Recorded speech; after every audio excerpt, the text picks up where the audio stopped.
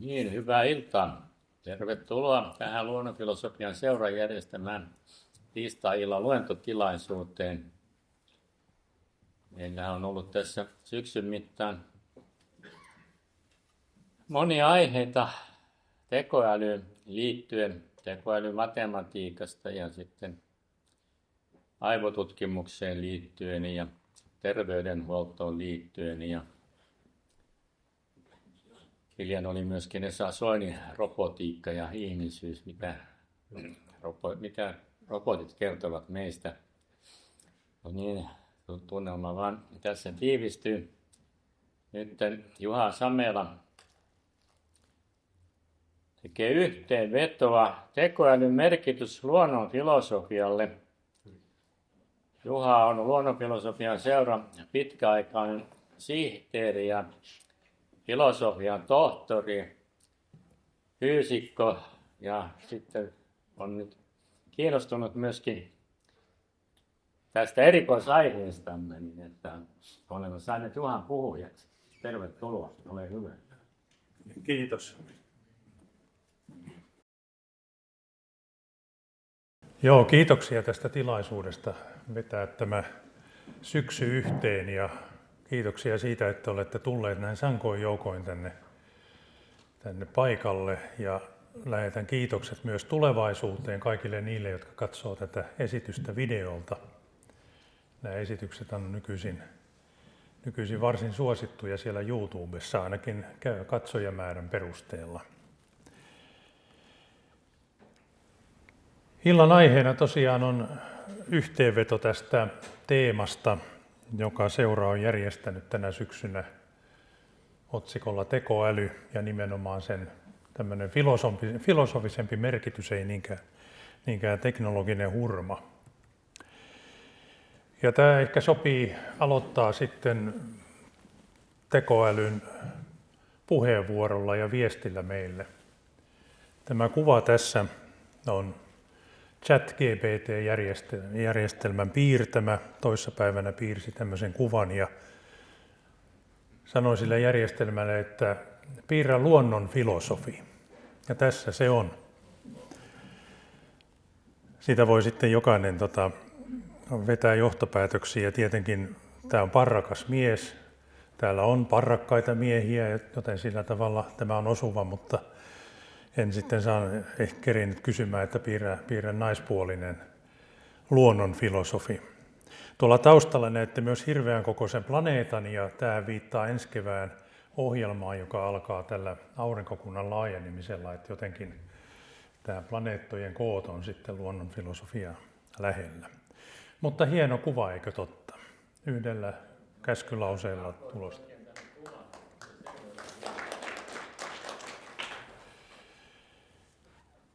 Tämä teema tosiaan on kattanut useita esityksiä ja mä tunnen tässä semmoista kunnioitusta ja nöyryyttä sen suhteen, että nämä esittäjät on alansa huippuja ja pitivät todella hyvät esitykset ja nyt pitäisi pitää yhteenveto tästä, että se vetää kyllä vähän vakavaksi, mutta yritetään. Tuohon listaan mä olen laittanut ensimmäiseksi viime keväänä Paavo Pylkkäsen pitämän esityksen tietoisuustutkimuksesta. Se aihehan liittyy hyvin läheisesti näihin tekoälyteemoihin, joten mielestäni se kuuluu tuohon listalle. Yksi esitys jäi pakottavaa esteen vuoksi pitämättä, mutta ehkä kuulemme sen sitten myöhemmin. Ja näitä esityksiä mä en nyt ajatellut käydä lävitse kohta kohdalta, koska siihen ei aika riittäisi eikä kompetenssi riittäisi, vaan yritän vetää tämän muuten yhteen. Ja se oleellinen kysymys tässä paljastetaan juonta sen verran on se, että miksi olemme kiinnostuneet tällaisesta teknologisesta ilmiöstä, tekniikan kehittymisestä. Tekoälyhän on tekniikkaa. Emmehän me ole täällä kiinnostuneet esimerkiksi auton lukkiutumattomasta jarrujärjestelmästä ja tee siitä filosofiaa. Mutta miksi tekisimme tekoälystä? Ja tähän yritän vastata, että miksi se on kiinnostava aihe myös filosofiselta kannalta ja sanotaan myöskin niin kuin etiikan kannalta ja niin poispäin. se sivuaa oikeastaan kaikkea, mitä kulttuurissa on.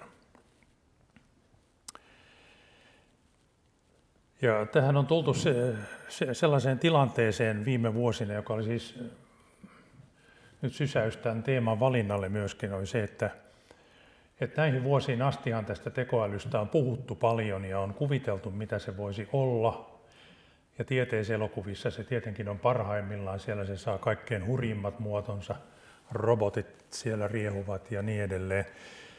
Mutta nyt oikeastaan niin kuin viime vuosina ollaan päästy sellaiseen tilanteeseen, että meillä ensimmäistä kertaa on sellaisia tekoälyjärjestelmiä tai tekoälyksi ehkä kutsuttavia järjestelmiä, joita voidaan soveltaa arkipäivän asioihin, ja sillä tavalla tämä on tullut niin kuin osaksi tätä meidän ympäröivää maailmaa, ja mikäs filosofisen sen mielenkiintoisempaa kuin tutkia ympäröivää maailmaa. Sen sijaan tämmöinen vahva tekoäly, joka syrjäyttäisi ihmisen tai menisi meidän käsityskyvyn yläpuolelle, niin se ei ole näköpiirissä, eli se me voidaan niin kuin pitää aivan erillisenä aiheena siitä tekoälystä, mikä meillä tänä päivänä on keskuudessamme.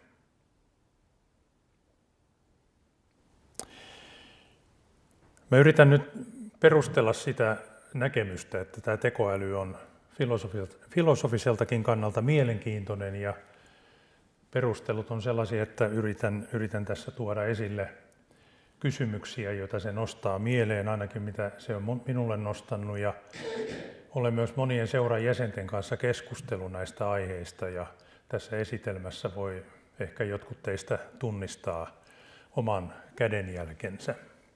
Kiitoksia niistä keskusteluista, ja osa keskustelijoista on tuolla maakunnassa sitten puhelinyhteyksien päässä ja katselee tätä varmaan videolta. Terveisiä sinne. Ensinnä pari sanaa siitä, miten tämä nykyinen tekoäly asemoituu vähän pitempään kehityskulkuun. Ja onko tämä pelkästään koodattu tietokoneohjelma, joka on aika mielenkiinnoton sinänsä.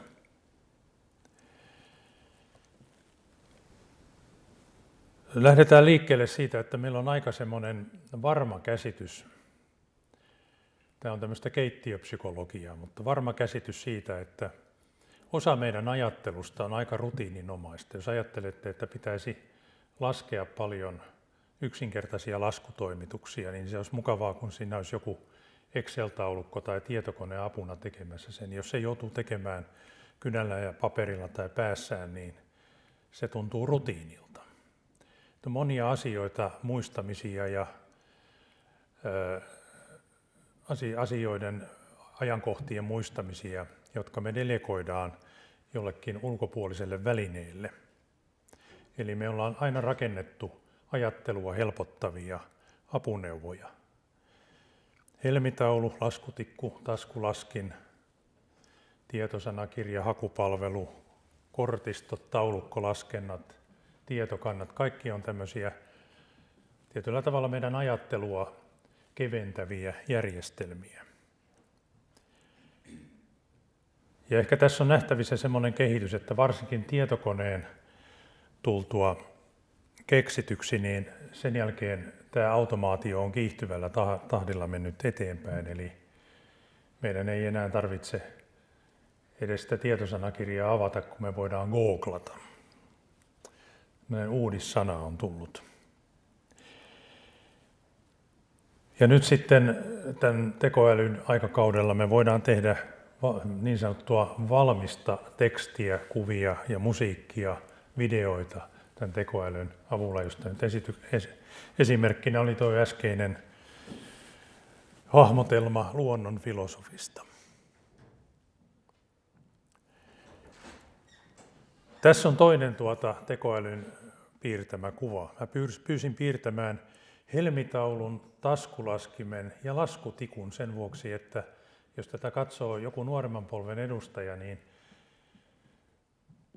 taskulaskin ja laskutikku ei ole ehkä tuttuja. Ja Jos te tarkkaan katsotte, niin tuossa kuvan oikeassa alalaidassa on tuommoinen tikun näköinen kynä. Tämä on tekoälyn tulkinta siitä, mikä on laskutikku. Ja ne, jotka muistaa, minkälainen laskutikku oikeasti on, niin huomaa heti, että tekoäly ei ole täydellinen. Mutta tämmöisen kuvan se nyt sitten piirsi. Siellä on laskutikku. Se on jonkunnäköinen kynä.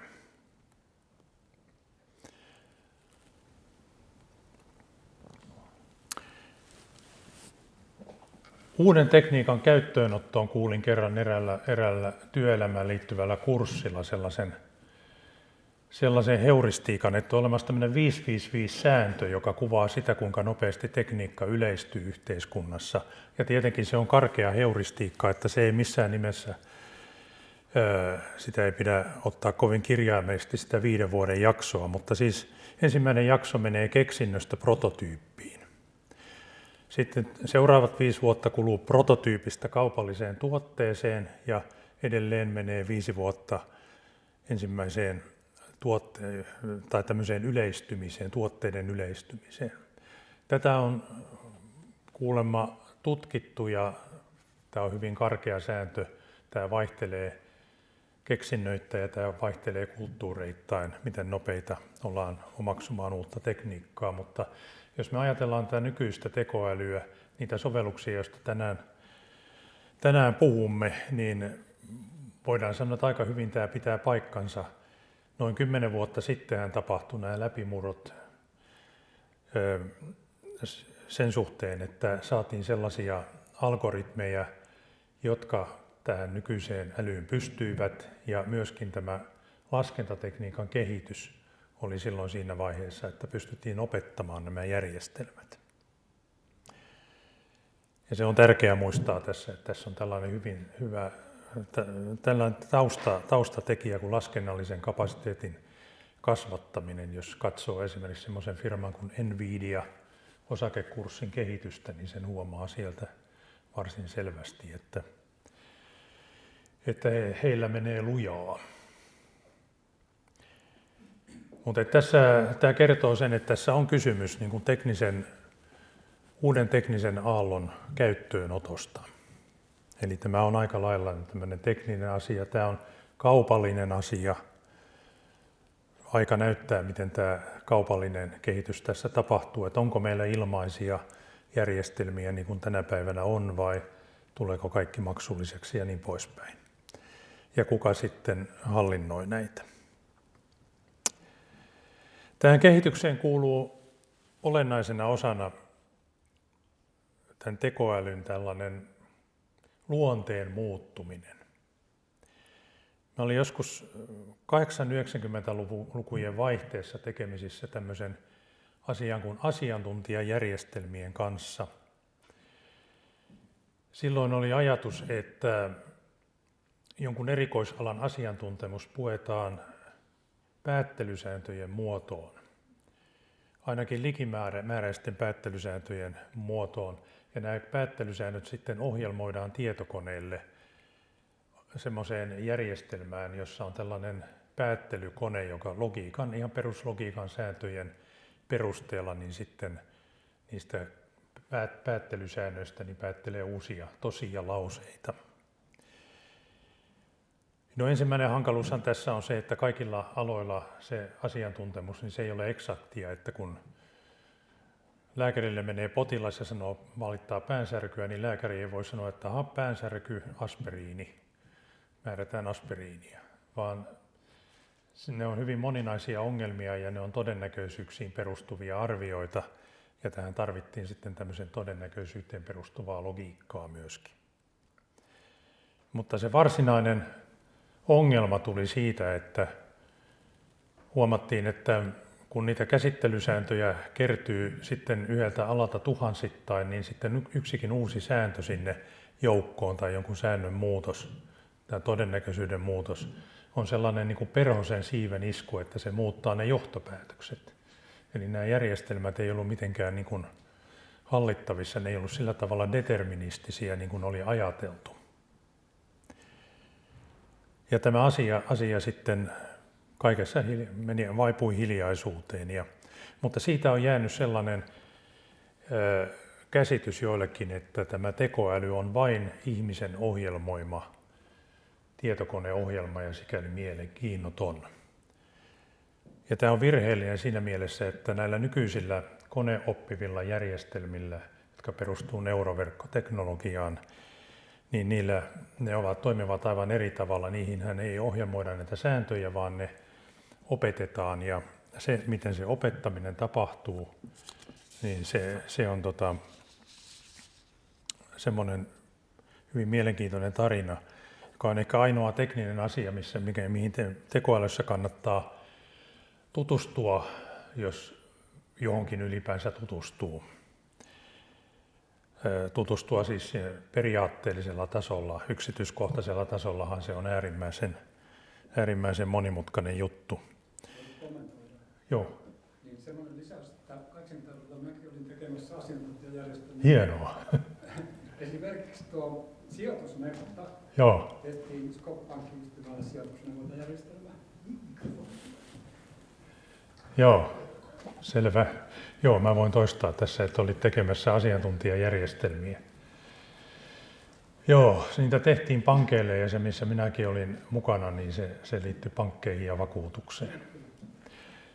Joo, silloin oli, muista tämmöinen, niin kuin se nykyisin sanotaan, haippi vähän.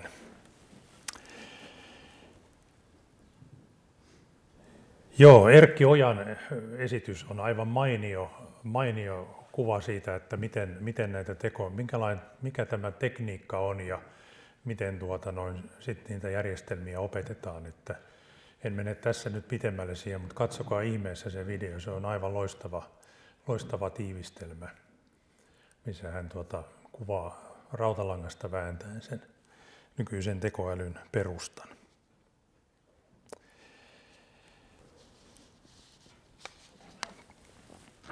Semmoinen termi kuin syvä oppiminen, niin sitäkin käytetään tässä. Koneoppiminen, syvä oppiminen. Koneoppiminen on ehkä vähän laajempi termi.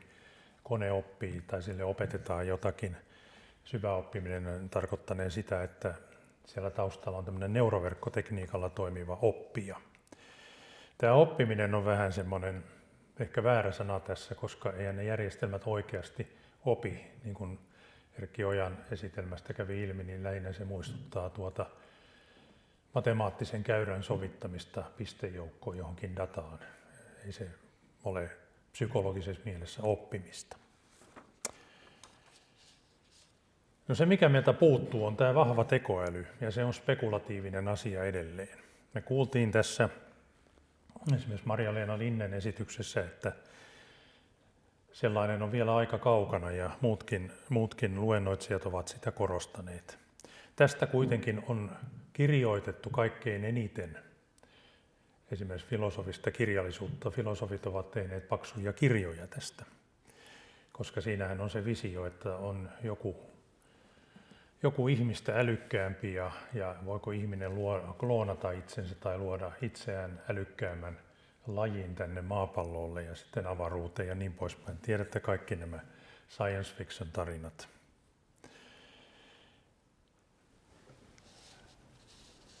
Ja tästä nyt tällä hetkellä näiden esitelmien perusteella on aika selkeä käsitys, että tällaista ollaan hyvin, hyvin kaukana.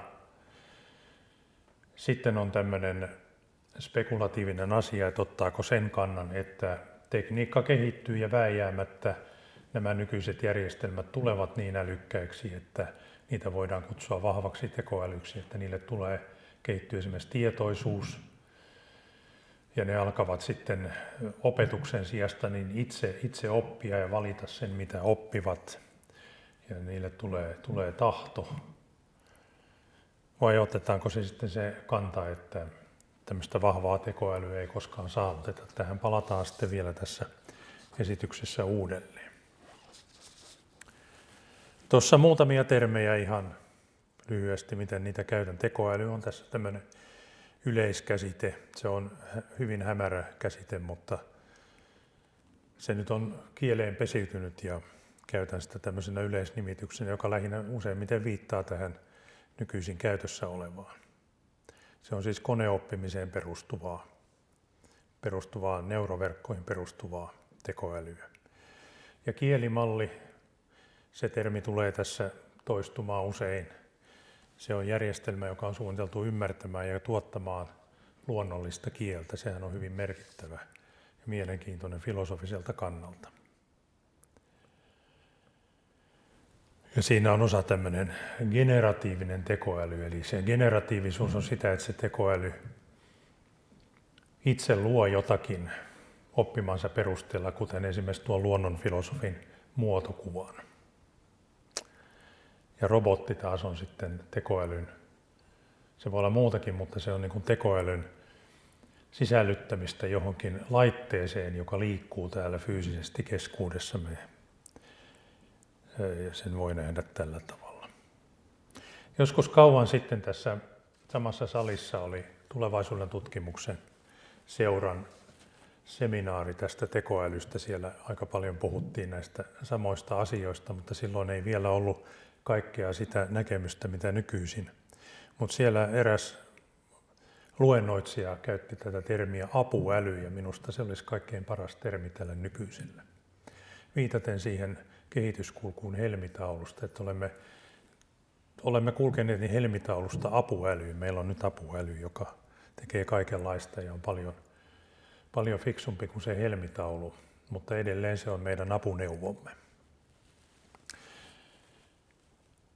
Hyvä. Tästä päästään sitten seuraavaan aiheeseen, eli käytännön sovelluksiin, joka siis tarkoittaa tämän nykyisen tekniikan soveltamista johonkin tiettyyn tarkoitukseen. Hyvin arkipäiväiseltä kuulostava asia. Ja sehän on yleensä sitä, että meillä on jotain digitaaliseen muotoon saatettua tietoa, jota tämä tekoäly pystyy hahmottamaan, luokittelemaan ja vastaamaan sitten siihen esitettyihin kysymyksiin. Yksi tämmöinen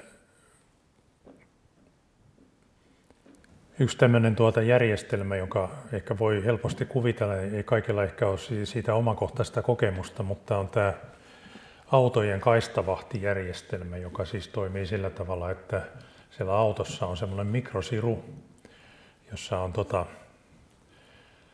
joidenkin firmojen tekemä oppinut järjestelmä. Se on opetettu erilaisilla liikenneympäristöillä, että tämä järjestelmä pystyy tunnistamaan, kun auton tuulilasin ympärillä olevat sensorit kuvaa sitä näkymää, pystyy siinä tunnistamaan erilaisia asioita. Vanhempi versio tästä kaistavahdista on semmoinen, että se tunnistaa vain esimerkiksi kaistojen reunaviivoja, että se ei tunnista näitä mitenkään laajemmin. Se on hyvin semmoinen suoraviivainen, sääntöpohjainen järjestelmä, mutta nämä uusimmat on todella opetettu näillä liikenneympäristöillä.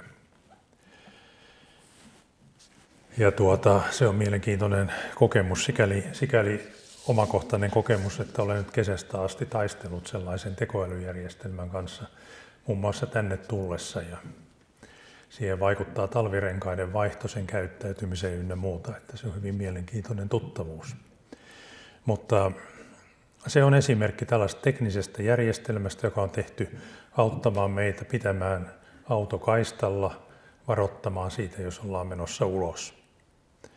Se on huipputekniikkaa, mutta ei se ole filosofisesti mitenkään mielenkiintoista. Sen sijaan siihen liittyy näihin käytännön sovelluksiin isoja eettisiä ja juridisia kysymyksiä, koska tätä tekniikkaa voidaan käyttää hyvään ja pahaan.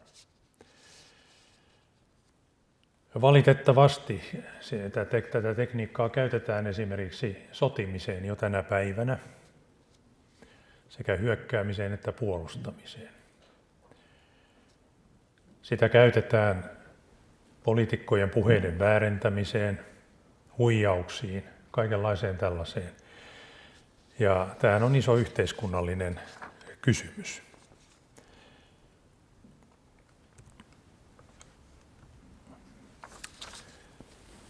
Se, mikä tässä nähdään yleisenä ratkaisuna, on tämmöinen kuin regulaatio, eli sääntely. Eli tätä tekniikan käyttöä pitäisi pystyä sääntelemään ja sitä sääntelyä valvomaan. Samalla tavalla kuin meillä on pelisäännöt esimerkiksi liike-elämää varten tai liikennettä varten.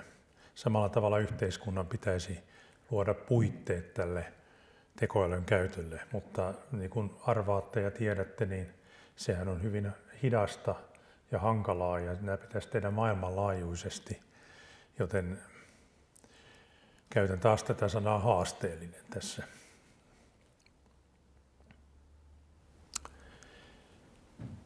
Tähän liittyy monia juridisia kysymyksiä, että mikä esimerkiksi robotti on, kun se ei ole jalankulkija eikä se ole ajoneuvo. Että esimerkiksi Tekniikan maailmanlehdessä oli tämmöinen lyhyt kirjoitus, jossa tätä ihmeteltiin, että kun tieliikennelaki ei tunne robottia, mutta silti meidän teillä kulkee robotteja. Eikä siitä nyt ole pahempia kolareja tullut, mutta kuitenkin. Kuka vastaa, jos tämmöinen kielimalli antaa meille väärän neuvon ja se johtaa johonkin kohtalokkaaseen? Nämä on isoja asioita.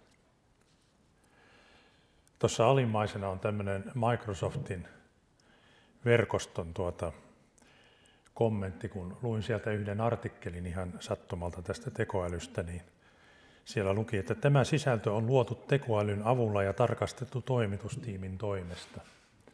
Tässäkin on yksi tämä haasteellinen probleema, että kun tämä luo automaattisesti meille sisältöä, joka muistuttaa ihmisen tekemää, niin on kova kiusaus, että me virtaviivaistetaan toimintaa niin, että kaikki kirjoitukset ovat tuolla verkossa sitten niin kuin tekoälyn tekemiä. Mutta sitten ne pitäisi tarkastaa ja sehän ei enää ole virtaviivaista, jos toimittaja ei toimita sitä kirjoitusta, mutta joutuu sitten siihen perehtymään ja tarkastamaan. Että tämä on vähän minusta kuvaa tämän tilan absurdi tämmöinen kommentti, disclaimeriksi sanotaan näitä. Mutta ei mennä siihen eteenpäin. Tämähän on siis valtava aihepiiri ja kokonaisen seminaarisarjan aihe, jos lähdetään näitä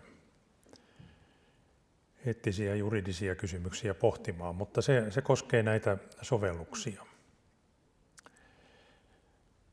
Ja ne, jotka ovat filosofisesti kiinnostuneet tämän tyyppisistä asioista, niin tämä on tietenkin todella hedelmällinen lähtökohta. Mennään sitten työvälineistä seuraavaan asteeseen, eli tieteessäkin tätä käytetään työvälineenä, ja tähän liittyy jo sitten luonnonfilosofisia kysymyksiä. Tuossa on hieman kärjistetysti todettu, että otammeko lopullisen askeleen ymmärtämättömyyteen. Yritän nyt avata sitten, että mitä tämmöisellä kärjistyksellä tässä tarkoitan. Välttämättä nyt en ajattele niin, että olemme jonkun kauhean muutoksen edessä, mutta kuitenkin on syytä pieneen varovaisuuteen. Ja se lähtökohta kai on se, että kun tämä on apuäly, niin sitä pitäisi käyttää myös tutkimuksessa apuneuvona, ja silloinhan se on kuin mikä tahansa tutkimusväline. Kun tehdään hyvää tutkimusta, niin käydään tarkasti läpi kaikki välineet, joita siinä käytetään, ja mietitään, onko niissä virhelähteitä. Näin tietenkin pitää myöskin tämmöisten tekoälyjärjestelmien kanssa menetellä. Ongelma siitä tekoälyjärjestelmästä tulee sillä tavalla, että kun se nostetaan apuvälineestä tutkijan rooliin, eli se esittää sitten tieteellisiä väitteitä, jotka hyväksytään, koska ne on tämän tekoälyn tekemiä ja luotetaan siihen, että se antaa todenmukaista tietoa. Ja ajatellaan, että se kohta, mikä tällä tekoälyllä on selitetty, niin se on tieteellisesti selitetty. Tästä tulee se ongelma. Ja tässä ei ole mitään uutta auringon alla. Aikaisemmissa esitelmissä olen puhunut näistä simulointimalleista, perinteisistä sääntöpohjaisista fysiikan laskentamalleista, joissa jo on se ongelma, että ne ovat hyvin monimutkaisia ja vain muutama henkilö ymmärtää, miten ne on ohjelmoitu ja mitkä seikat siellä ohjelman sisällä vaikuttaa siihen lopputulokseen.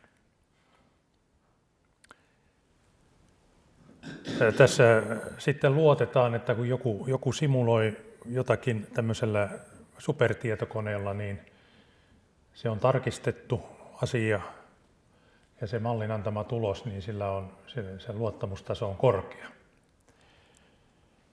Ja tietenkin näin ainakin oman havaintoni mukaan useimmissa tapauksissa onkin, koska tieteessä on tämä vertaisarviointijärjestelmä ja siellä on mekanismeja, jotka estää ainakin räikeän huijaamisen ja estää semmoisen, että toimitaan huolimattomasti. Enemmän mielestäni vaarana on huolimattomuus kuin huijaaminen. Ja tätäkin on aikaisemmin käsitelty täällä, että vertaisarviointijärjestelmää ja sen Salo ja siitä eräs seurajäsen totesi, että no ei tuo nyt täydellinen ole, mutta onhan se paras, mitä meillä on käytettävissä. Mutta tämä syväoppinut järjestelmä on sitten niin kuin potenssiin 2 tässä vaikeudessa ymmärtää, koska siellä ei ole niitä ihmiselle selviä käsittelysääntöjä, joita me voitaisiin mennä sinne sisälle katsomaan ja tutkimaan, että tämä päättely perustuu siihen, että tuossa kohtaa se on miettinyt, että asia menee näin ja tuossa kohtaa noin. Vaan se on pelkkää numerista dataa, jota siellä hermoverkon solmuissa on. Siellä on näitä numerisia arvoja, jotka muodostuvat siinä oppimisen aikana. Ja nämä numeriset arvot ei kerro meille sellaisenaan mitään. Varmasti on keinoja selvitellä sitä päättelyä jollain tapaa, mutta uskoakseni se on joka tapauksessa äärimmäisen hankalaa ja jopa mahdotonta sitten tutkijoillekin. Se me tiedetään, että opetuksessa käytetyn datan laatu ja määrä vaikuttaa siihen mallin laatuun, ja sitä mallia voidaan testata, miten hyvin se toimii tunnettujen tapausten kanssa, että sillä tavalla ne saadaan luotettaviksi. Ja tässä Marja-Leena Linnen esityksessähän oli tämä molekyylien laskostuminen hyvänä esimerkkinä siitä, että se tekoäly pystyy hyvin ennustamaan, että kun meillä on tietynlainen proteiinimolekyyli, joka on valtavan pitkä ketju, niin millä tavalla se laskostuu sitten kasaan. Tätä molekyylien laskostumistahan on perinteisellä simuloinnilla tutkittu niin, että hiukset on lähtenyt päästä, eikä se ole onnistunut koskaan niin hyvin kuin tällä tekoälyjärjestelmällä. Mutta tässä tekoälyjärjestelmällä tämä ei tietenkään kerro sitä, että mitkä ovat ne kvanttimekaaniset ilmiöt siellä, jotka saavat sen proteiinin laskostumaan juuri sillä tavalla, kun se laskostuu. Me siis tiedetään, että se on luotettava tulos, minkä se tekoäly antaa, mutta me ei oikein ymmärretä, että miten se tapahtuu, kun tietysti luonnontieteessä aina pyritään ymmärtämään kaikki ilmiöt niin, että me voidaan ne sitten jopa omissa aivoissamme hahmottaa tai sanallisesti kuvata. Niin tällainen ymmärrys on vaikea saada. Nyt en sano ollenkaan, että tämä malli, joka tuossa syksyllä esitettiin, että siinä olisi jotain huonoa tai kelvotonta, päinvastoin, sehän on loistava. Mutta tämän tyyppisiin malleihin, joita on paljon muutakin työvälineenä käytettyä tieteessä, niin liittyy tämä ymmärtämisen ongelma. Ole hyvä. Miten sitten, jos tapana fysiikassa monissa asioissa ja lääketieteessä on toistetaan, ja jos tulee esimerkiksi 10-kertainen toisto ja jos niissä on erilaisia tuloksia, niin kuka sen sitten ratkaisee, että mikä on väärä ja mikä on oikein? Joo, se on justiin tällä tavalla, että näissä perinteisissä simulointimalleissa niin tätä toistoahan käytetään nimenomaan sen mallin verifioimiseen, että se toimii oikein, ja sitten myöskin silloin, kun sillä ajetaan jotakin tulosta, niin se saatetaan ajaa esimerkiksi tuhansia kertoja se malli, niin että nähdään, että kuinka paljon siinä on variaatiota siinä lopputuloksessa. Tämä toistettavuus on näissä malleissa hyvin tärkeä, ja ymmärtääkseni näissä tekoälyn opettamisissa, niin siinä on se lähtökohta, että sen pitäisi pystyä niin kuin testiaineisto tunnistamaan hyvin. Eli siinä on tämmöinen testaus. Testiaineisto, jos sanotaan yhdellä hiirellä tutkittu, otetaan toinen hiiri. Joo, siis tämä testiaineiston laajuus on keskeinen tekijä, että jos se on niin kuin liian pieni aineisto, niin ei siitä silloin pysty niin kuin saamaan varmuutta, että toimiiko se ennustettavalla tavalla. Että se täytyy olla riittävän suuri se aineisto, jotta pystyttäisiin saavuttamaan jonkunnäköinen varmuus.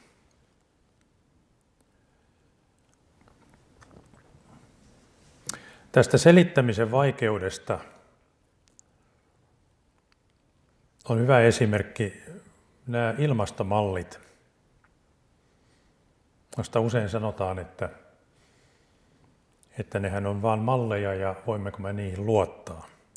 No, tämä kysymys on suuren ihmisjoukon huulilla ja näitä tutkimusryhmiä on ympäri maailmaa ja tämä YK:n ilmastoraportti sisältää ihan oman osionsa ilmastomallien kehityksestä ja tuossa on viite tähän tuoreimpaan, jossa verrataan sitten mallin tuloksia vanhaan dataan ja sillä perusteella sitten arvioidaan, miten hyvin se malli saattaisi ennustaa tulevaisuutta. Että näissä ilmastomalleissahan on aina semmoinen vaara, että meillä on aika semmoinen stabiili kehitys, joka on ollut satojen vuosien ajan ja me pystytään esimerkiksi lämpötiloja epäsuorasti päättelemään, miten ne on kehittynyt ja nämä mallit sovitetaan niihin. Ja nyt jos sitten yhtäkkiä ilmakehässä tapahtuu jotakin hyvin nopeaa verrattuna näihin aikaisempiin muutoksiin, niin toimiiko tämä malli sitten sellaisessa ympäristössä?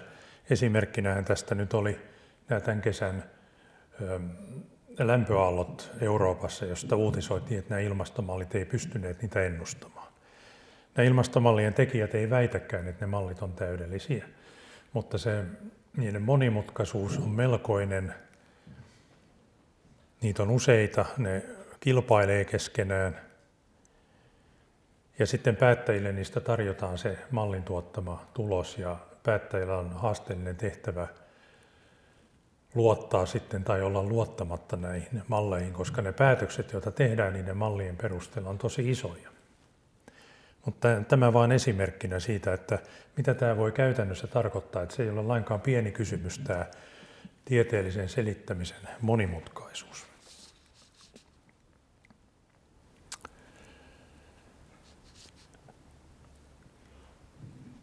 Ja tähänhän liittyy sitten semmoinen tietenkin tieteen filosofinen kysymys, että mitä tämä tieteellinen ymmärtäminen on, että pitääkö meidän ymmärtää luonnonilmiöt päissämme niin sanotusti. Eli onko asia niin kuin tieteellisesti selitetty sitten, kun me voidaan se toiselle ihmiselle kommunikoida, miten se ilmiö menee, ja toinen ihminen voi sen ymmärtää. Vai riittääkö siihen simulointimalli, sääntöpohjainen simulointimalli, ja riittääkö peräti tämmöinen tekoälypohjainen sovitus, että tekoäly pystyy sitten ennustamaan jonkun aikaisemman datan perusteella likimäärin oikein. Tähän ei varmaan ole yhtä ainutta vastausta, mutta tämä on jo sitten tieteen perusteisiin menevä kysymys. Tietenkin ihan maalais- ja kaupunkilaisjärjellä voi ajatella, että jos näitä ilmiöitä ei pysty ihmisen järki ymmärtämään, niin ei ne nyt sitten kyllä ole selitetty, mutta se on tämmöinen käytännön näkökulma asiaan. Ja myöskin tähän liittyy kysymys se, että pitääkö kaikki tieteellinen argumentointi pystyä pukemaan loogisen argumentoinnin muotoon. Näissä simulointimalleissahan se onnistuu, koska ne on sääntöpohjaisia, ne on tietokonealgoritmeja, ne on periaatteessa logiikkaa, mutta tekoälypohjaisissa järjestelmissä ei ole sitä päättelyä. Voiko sanoa, että jos ei ymmärrä, niin se on älytöntä? Niin, kai se on sitten niin kuin ainakin kaupunkilaisjärki sanoisi, että se on niin kuin älytöntä höpinää. Joo. Mä olen tehnyt väitöksen lähdekoodin ymmärtämisen metodiikasta ja siinä se periaate, kun ohjelmisto monimutkaistuu kaiken aikaa ja sitten niissä on miljoonia, satoja miljoonia riviä koodia. Ja sitten meidän pitäisi toimia niiden mukaan. Joo. Ja nyt kun tämä verkko tietoverkot, niin niissä on näitä ongelmia, verkkohyökkäyksiä ja tämän tyyppisiä, niin se vaan monimutkaistuu. Mutta silloin vuonna 2008, kun mä tein, niin mä keskityin Java-ohjelmointikieleen. Joo. Siinäkin on haaste, oli silloinkin haaste, että miten voidaan ymmärtää niitä kouluja, mitä maailmalla on. Kyllä, siitähän voi pitää ihan filosofisen esitelmän joskus. Olisi mielenkiintoista kuulla. Joo, siis, ja tässä on se periaatteellinen ongelma, että tätä ei niin kuin voikaan ymmärtää. Että sitten tavallinen tietokoneohjelma, niin siinä on tämä ongelma, että sen periaatteessa voi ymmärtää, mutta siinä käy niin kuin aikanaan sain assistentin viran yliopistosta, niin siellä edeltäjä sitten näytti mulle tietokonekoodia ja sanoi, että sinun täytyy tätä ohjelmistoa sitä ylläpitää, ja hän on sitä 4 vuotta ylläpitänyt, eikä ole vielä pystynyt selvittämään, miten tämä koodi toimii, mutta älä siitä huolehdi, että niin kauan kuin se ohjelma pelaa, niin ei kannata huolestua. Enkä minä sitä koskaan selviä. Otin mä sen haasteena ja iltapuhteella yritin tavata, mitä siellä oli, mutta siinä oli just tämä. Se ei ollut pitkä koodi, mutta se oli koodattu niin hullunkurisella tavalla, että sitä ei kukaan ymmärtänyt.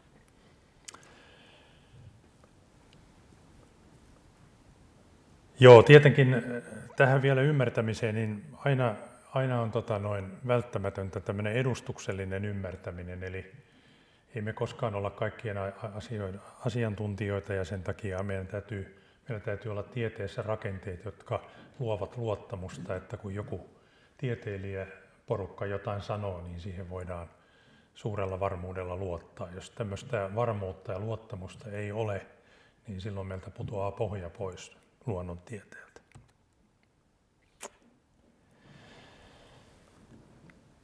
Niin, tuosta vielä, että täällä seurassahan on paljon puhuttu kvanttimekaniikan tulkinnasta, ja sehän on myöskin tällainen tähän liittyvä ilmiö, että olemme onnistuneet runsas 100 vuotta sitten, tai jotakuinkin 100 vuotta sitten, muotoilemaan tällaisen hyvän fysiikan teorian, joka vastaa hyvin koetuloksia ja on käyttökelpoinen ollut siitä lähtien, mutta siinä on jatkuvasti tämmöistä spekulaatiota, että mitähän ne muuttujat ja oliot siellä tarkoittavat. Se kuuluu ihan tähän samaan sarjaan. Mennään sitten seuraavaan asiaan, eli oppimiseen. Että nyt kun ollaan niin kuin tutkijan näkökulmasta mietitty tätä, niin mietitään nyt sitten opiskelijan näkökulmasta. Eli ollaanko me tultu semmoiseen tulokseen, että meillä on nyt vihdoinkin tekoäly, joka pystyy kehittämään meitä, että me ei vain kehitetä sitä.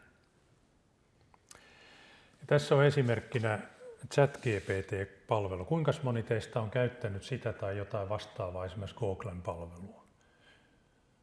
Noin 1/3 sanoisin. Hyvä. Joo, kannattaa tutustua. Siis, niistähän on ilmaiset versiot, jotka vaatii käyttäjätunnuksen antamisen kuitenkin, mutta toistaiseksi aika pitkälle saa käyttää ilman maksua, että nyt kannattaa tutustua. Mä vähän pahoin pelkään, että niistä tulee sitten kalliimpia tulevaisuudessa. Ja tämä ChatGPT ja se Google vastaava Deep Dream, niin se ja pari muuta, niin ne on tällaisia kielimalliin perustuvia järjestelmiä, eli ne painottuvat luonnolliseen kieleen, myös kuvaan, musiikkiin, videoon, mutta se luonnollinen kieli on se päällimmäinen, mitä yleensä tulee käytettyä.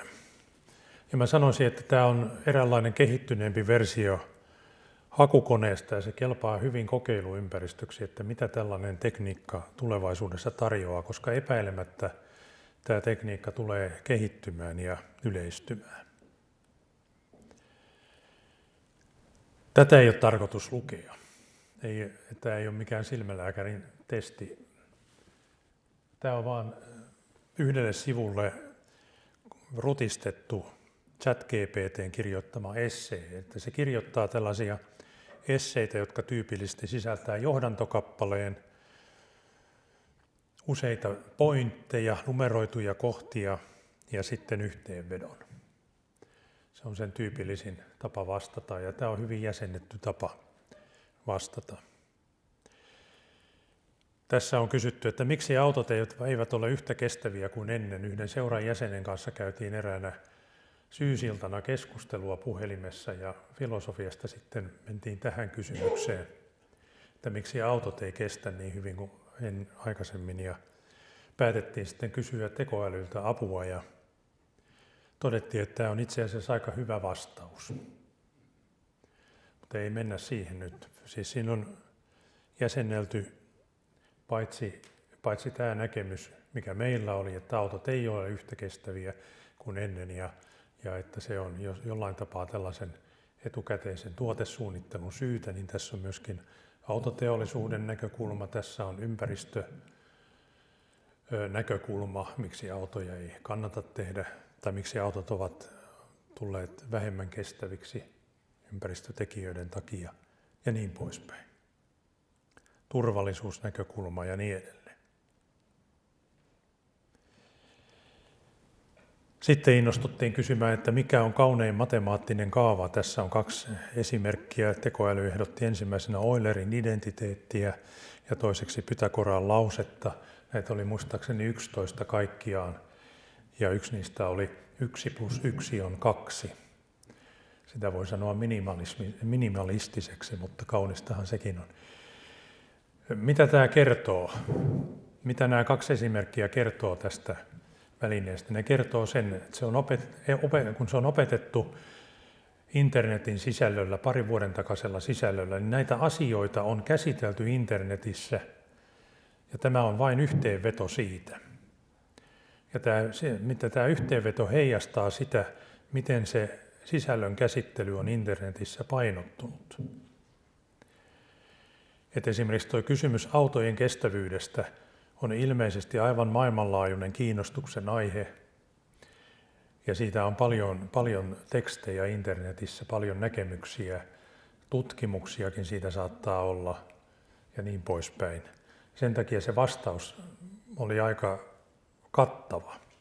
Samoin on todennäköisesti olemassa ihmisjoukko, jota askarruttaa se, mikä on kaunein matemaattinen kaava, koska näitäkin löytyy monta ja ne on itse asiassa aika hyviä nämä perustelut, miksi esimerkiksi Eulerin identiteetti on hyvä tekoäly kirjoittaa. Eulerin identiteetti on monien mielestä täydellisin esimerkki siitä, miten erilaiset matemaattiset alueet, eksponenttifunktio, trigonometristen funktioiden käsitteet ja kompleksiluvut yhdistyvät yksinkertaiseen eleganttiin yhtälöön. Tämähän on kuin jonkun taidekriitikon teksti.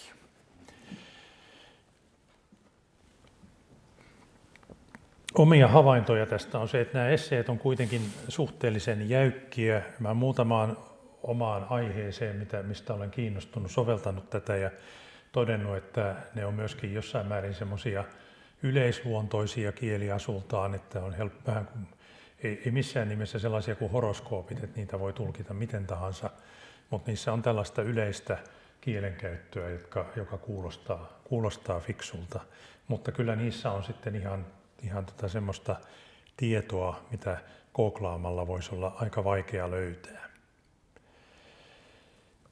Eli tämä käyttö on, kun on joku kysymys, niin tämä antaa paremman tuloksen kuin hakukone.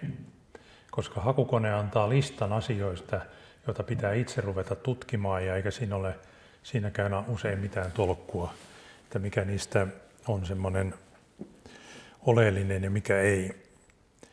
Justiin sen oman problematiikan kannalta, mutta tämä tekoäly on siinä mielessä parempi, että tältä voi sitten kysyä tarkennuksia aina. Ja se tavallaan niin kuin jatkaa siitä edellisestä, että se etsii sille, se ottaa sen edellisen vastauksen sitten lähtökohdaksi. Sillä voi myös sanoa, että olet filosofian professori, kerro mitä on luonnon filosofia. Tai olet lukion opettaja ja kerrot mitä on luonnon filosofia, niin silloin saa erilaiset vastaukset. Eri tavalla muotoilut vastaukset. Parhaimmillaan tämä on käytännön asioissa. Mutta se mitä tässä ei ole, niin tässä ei ole sitä päättelyä, että miten se on päätynyt näihin asioihin. Siinä ei ole mitään referenssejä. Me tiedetään vain, että se perustuu tähän internetin aineistoon.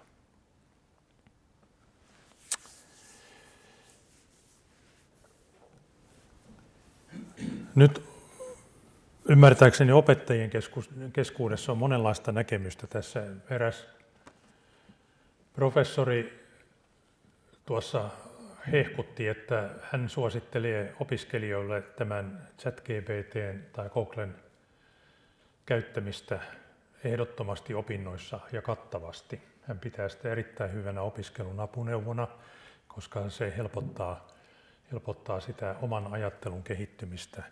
Kun tekee kysymyksiä, lukee ne esseet, tekee uusia kysymyksiä, pohtii sitä aihetta, lukee välillä kirjaa ja niin edelleen. Yhdistää sen siihen omaan opiskelumetodiinsa.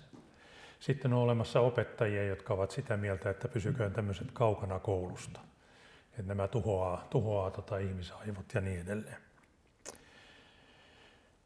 Mutta tämä on apuäly, eli oma kokemukseni on se, että tämä on hyödyllinen, mutta sille ei saa antaa sitä isännän roolia. Ja missään nimessä tämä ei ole tieteellinen auktoriteetti.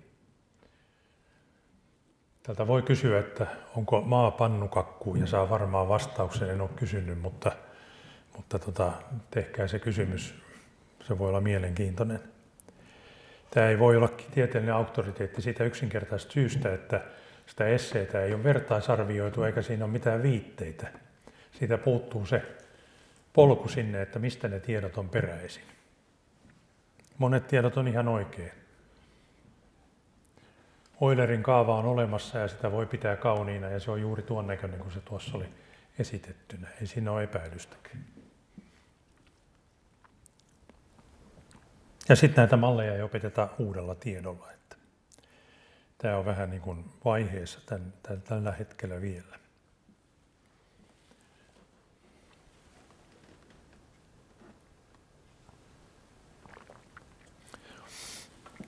No, filosofeina te tiedätte tämän logiikan perustotuuden, että väitteen totuusarvo kasvaa väitettä toistamalla. Eli internetissähän on jo tämä ominaisuus, että siellähän pyrkii sellaiset ajatukset voimistumaan, joita paljon siellä toistetaan, ja niistä helposti tulee sitten totuuden kaltaisia. Ja kielimallissa tämä tietysti automatisoituu, koska sen pohjana on tämä internetin sisältö. Esa Soinin esitelmässä kuultiin, kuinka tätä sisältöä sitten, kuinka paljon tiedetään jo, että kielimallien avulla että tehdään uutta sisältöä internettiin. Eli olemme automatisoineet tämän totuusarvon kasvattamisen. Tässä on syytä olla hieman varovainen, että kuihtuuko sieltä ajan mittaan sitten pois niin kuin vaihtoehtoisia näkemyksiä, yksipuolistuuko jotkin asiat. Jo nyt näitä kielimalleja syytetään poliittisuudesta, mikä tietysti ei ole tässä maailmassa mikään ihme, mutta tulevaisuudessa ehkä sitten enemmän. Ja tokihan se on niin, että kaikki kulttuurit ei ole yhtä lailla edustettuina internetissä kuin jotkut suurien valtioiden valtakulttuurit. Vaikeasta aineistoa, millä tätä tekoälyä opetetaan ryhtyä sensuroimaankaan, koska silloin tullaan tähän sensuurin problematiikkaan, että kuka sen tekee ja millä kriteereillä, mitä sieltä jätetään pois. On olemassa kokeiluja, että on tehty tällaisia järjestelmiä, jotka oppii sitten siitä, mitä ne ihmisten kanssa keskustelee, mutta muistaakseni ne jouduttiin vetämään pois tuolta internetistä, koska ilmeisesti kaikki maailman teinit välittömästi keksivät, että tälle mallille voidaan opettaa mitä ihmeellisimpiä asioita. Muun muassa kummallisia poliittisia aatteita ja tiettyjen diktaattorien ihannointia ja muuta. Oliko se niin, että joku niistä jouduttiin parin vuorokauden kuluttua niin kuin vetämään pois käytöstä sen takia, että se alkoi mainostaa sitten näitä diktaattoreita. Että ovat sitten sosiaalisiakin ilmiöitä. Joo. Sitten semmoinen asia, joka ei ole tiedettä, vaan se on taidetta. Ja tämä on noussut näissä keskusteluissa mielenkiintoisella tavalla esiin. Eli vaikka olemme luonnonfilosofeja, niin taidekaan ei ole vierasta. Ja varsinkin Tarkko-Oksallahan on tähän tähän kiinnittänyt huomiota tähän taiteelliseen puoleen. Ja tämmöinen kysymys, että onko ihmisluonnossa jotain sellaista taiteellista, jota tämä tekoäly ei pysty tavoittamaan.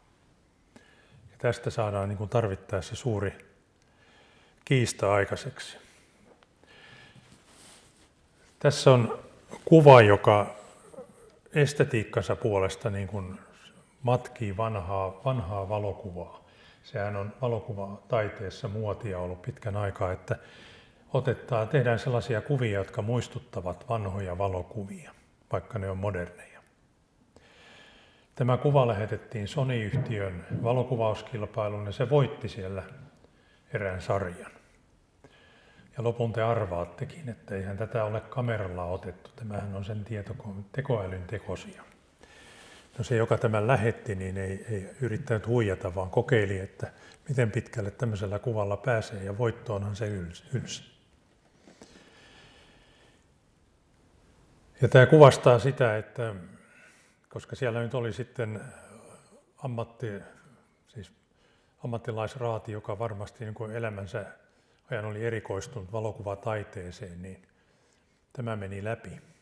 Kuvastaa sitä, että taide on meissä, meidän ymmärtämisessä, me omassa päässä teemme tulkintoja siitä, mikä on taidetta. Niin kuin me tehdään siitä tulkintaa, että mikä on luonnon kauneutta.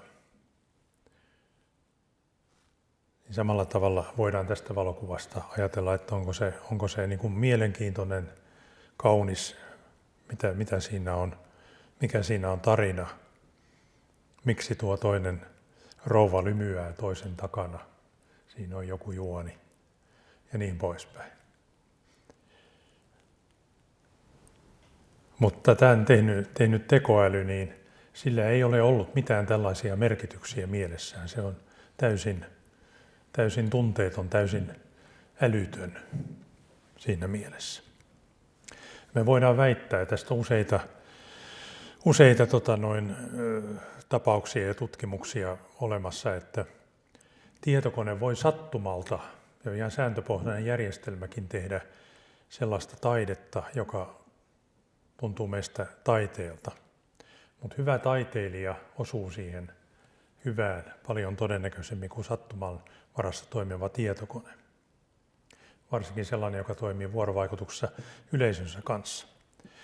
Mutta tämä neuroverkko on siitä hassu, että se sijoittuu johonkin tähän tietokoneen ja ihmisen välille siinä mielessä, että kun sille opetetaan valokuvia, näytetään valokuvia ja kerrotaan, että tämä on hyvä ja tämä on huono ja tämä on kaunis ja muuta, niin siihen tavallaan sisältyy jo se taidetta kuluttavan yleisön näkemys siitä, että mikä on hyvä valokuva. Jossain määrin sisältyy. Ei jonkun yksilön, vaan semmoinen joku keskimääräinen näkemys. Se neuroverkko sovitetaan sellaiseen näkemykseen. Ja siinä mielessä nämä luomukset on niin kuin varsin aidon näköisiä, paitsi että ne on niin kuin pystyy hahmottamaan ihmisen kasvot hyvin, niin myöskin tämä taiteelliselta kannalta on semmoinen, että voisi pitää hyvänä valokuvana. Et meille ihmisille tämä taide on kommunikaatiota ja vuorovaikutusta. Taiteilija tekee jotakin ja haluaa kertoa tarinan, ilmaista jotakin ja katsojat, kuulijat ymmärtävät sen samalla tavalla tai eri tavalla, mutta joka tapauksessa on vuorovaikutusta. Mä uskon, että esittävä taide ei tule tästä järkkymään millään tavalla. Tänään viimeksi näin kirjoituksen, jossa väitettiin, että valokuvien ottaminen tulee turhaksi. Se tulee jäämään pois. Sellaiseen en usko. Mä luulen, että akustista kitaraa, viulua, flyygeliä, niitä soitetaan tulevaisuudessakin. Että ne eivät tule poistumaan. Ne on tapahtumia meille ihmisille, tekoäly ei sitä korvaa. Mutta mielenkiintoinen kysymys on se, että mitä säveltäjät ja muut tekee jo tänä päivänä. On nimittäin olemassa tämmöinen tietokoneavusteinen säveltäminen tai tekoälyavusteinen säveltäminen, josta tuossa on esimerkki. Eli säveltäjä esimerkiksi teettää tietokoneella erilaisia variaatioita tämmöisistä orkestraatioista tai mitä ne nyt sitten on, sointuhajotuksia. Ja sitten valitsee niistä ja kehittää niitä edelleen. Ja tämä on tämmöinen niin kuin inspiraation apuväline. Sibelius ilmeisesti käveli aamuisin pitkiä aamulenkkejä ja sai sen inspiraationsa luonnosta ja siellä hänen päähänsä tuli näitä ideoita, mutta nykyiset taiteilijat toimivat tällä tavalla. Suomessa on jopa radioasema, joka soittaa vain tietokoneavusteisesti tehtyä musiikkia. Ja tähän liittyy tietysti kaikenlaista, että mikä sitten on niin kuin riittävä panos säveltäjältä, ja tästä voi sanoa ihmisen sävellykseksi, ja kenellä on tekijänoikeudet, ja mitä tapahtuu, jos se tekoäly sattumalta pätkän jostakin megahitistä laittaa sinne omaan sävellykseen, ja sitten joku onneton julkaisee sen ja saa miljoonien korvausvaatimukset sitten joltakin levyyhtiöltä. Tämä on oma juttunsa. Jälleen tässä on enemmän näitä yhteiskunnallisia asioita kuin ihan tällaisia luonnon filosofisia asioita, mutta kuitenkin tämä näkökulma nousee usein täällä esille.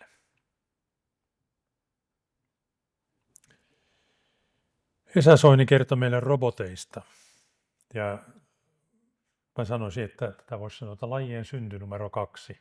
Eli se oli vauhdikas esitelmä ja siinä kuultiin, miten robotit ovat hallinneet viihdemaailmaa pitkän aikaa ja minkälaisia taustoja niillä on. Ja itse asiassa tämmöinen ihmisen kloonaaminen ja ihmisen kopion tekeminen on ollut pitkään ihmiskunnan haaveena.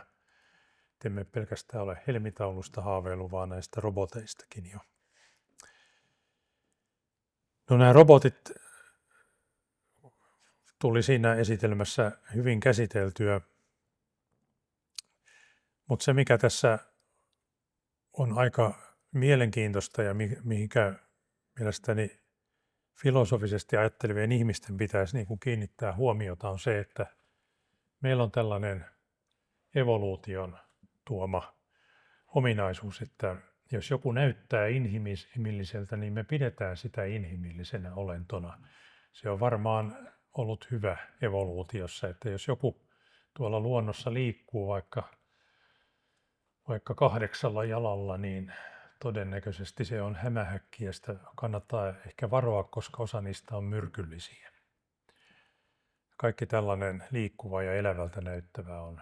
Me suhtaudumme siihen tietyllä varovaisuudella ja vakavuudella ja toisaalta tietyllä inhimillisyydellä, että toisten lajien pennut, kissanpennut, koiranpennut, ne on söpöjä.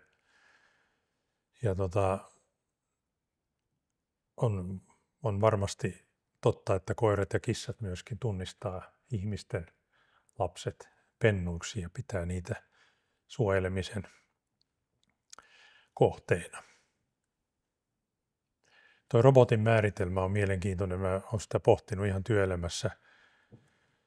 Teollisuudessa siellä tuli vastaan näitä kysymyksiä roboteista, että semmoinen perinteinen levyleikkuukone, joka ohjelmoidaan, ei ole robotti, mutta semmoinen kone, jolla on koura ja se vaihtaa siihen jotakin, vaikka poran terää toiseksi tai tarttuu johonkin, niin se on jo sitten robotti, vaikka se on ohjelmoitava. Mikä se robotti on?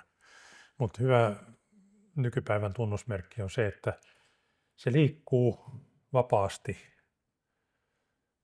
näyttää, että sillä on liikkeessä omaa tahtoa ja siinä on jotain tekoälyn sovellusta. Ja tämä on se, mitä olen useimmiten tavannut tuolla lenkeillä, aamulenkeillä. Ja aina kun tuollaisen osuuskaupan robotin kohtaan, niin sanon terve, koska on hauska leikkiä tällä tunteella, että se on inhimillinen olento. Sehän näyttää inhimillisen. Sillä on silmät ja jotenkin kun se liikkuu, se on hyvin sympaattisen näköinen. Ne on varovaisia ja miettii pitkään ennen kuin uskaltavat ylittää kadun ja niin poispäin. Tokihan se on älytön laite, mutta kyllähän se herättää tämmöisen tunteen. Tämmöisen kognitiivisen vinouman, että se on jotain erilaista kuin esimerkiksi auto, jota ihminen ohjaa. Tämä tämmöinen kognitiivinen vinouma siitä robottien elävyydestä ja jopa sitten tietokoneen sisällä toimivan tekoälyn elävyydestä, niin se pesiytyy ihan kieleen, että me käytetään verkkopankkia, mutta keskustelemme kielimallin kanssa. Seuraavan kerran muistakaa keskustella verkkopankin kanssa ja käyttää kielimallia apuneuvona. Siinä on aika jännä tämä kielenkäytön painottuminen. No on siis se verkkopankkeissakin se chatti, mutta se nyt ei ole semmoinen tekoälyjärjestelmä onneksi. Mutta ihan laskua maksaessa niin voitte keskustella sen laskun maksamisen järjestelmän kanssa.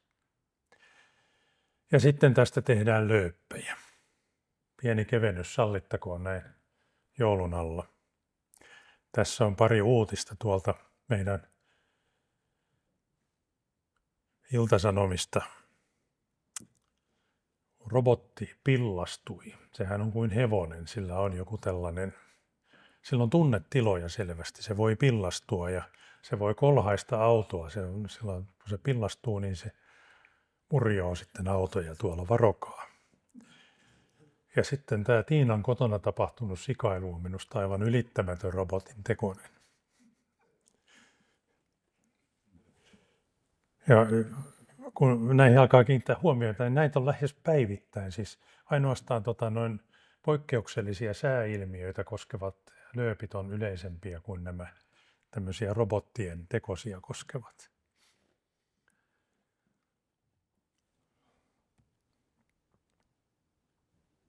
Eli se viisaus, se jäi niin kuin tuossa, mihin tämä niin kuin tähtäsi, niin on se, että näistä pitää niin kuin ajattelevien ihmisten varoittaa aina, että silloin kun mennään liian pitkälle tähän inhimillistämiseen, niin se ei ole hyvä asia, koska silloin helposti mennään väärille jäljille ja laitetaan tekoälylle sellaisia ominaisuuksia, joita sille ei ole, inhimillisiä ominaisuuksia. Että älyttömyydestä muistuttaminen ja tunteettomuudesta muistuttaminen, niin se on aika ajoin hyvä aina tehdä sitten, jos sellaiseen keskusteluun joutuu silläkin uhalla, että saa tosikon maineen, mutta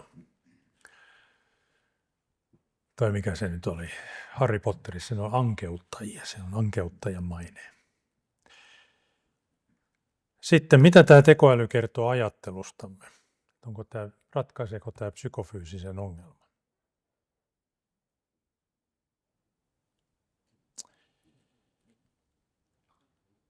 Vaikka tässä äsken todettiin, että nämä on älyttömiä nämä nykyiset tekoälyjutut, niin ei se poista sitä kysymystä, että tuleeko näistä sitten älykkäämpiä ja rupeako niin kehittymään jopa sellaisia asioita, joita me pidetään hyvinkin inhimillisenä.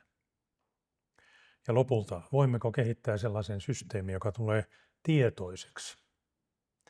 Se Pylkkäsen tietoisuustutkimuksen esitelmä kannattaa katsoa videolta. Se on ihan hyvä katsaus siihen, että emme vielä ole ihan tietoisia, mitä tämä tietoisuus on, mutta paljon siitä on filosofioitu ja tutkitaankin siis luonnontieteellisesti.